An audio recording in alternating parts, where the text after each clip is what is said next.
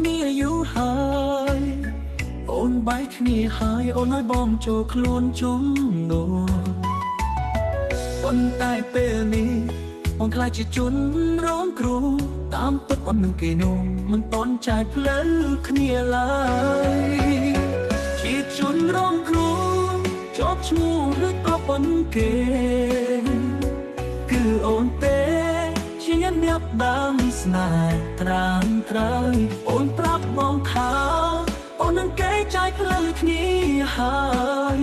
អូននៅមេម៉ាយពេលនេះបងខ្លាចជាជនរងគ្រោះ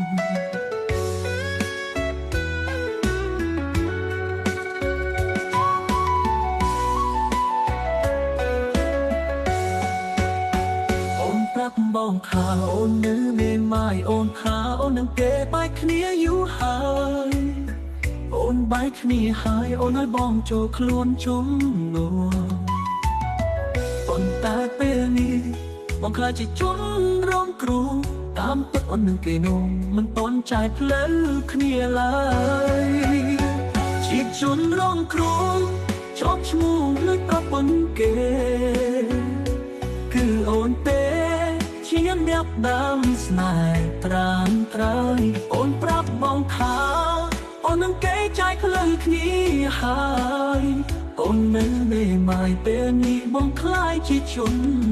រងគ្រោះ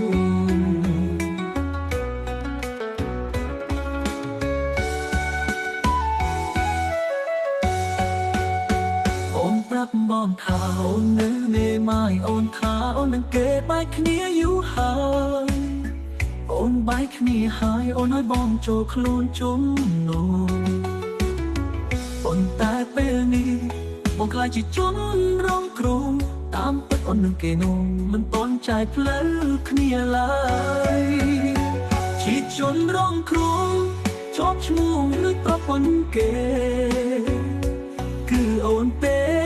ជាអ្នកដើមស្នេហ៍ត្រាំត្រូវអូនប្រាប់បងថា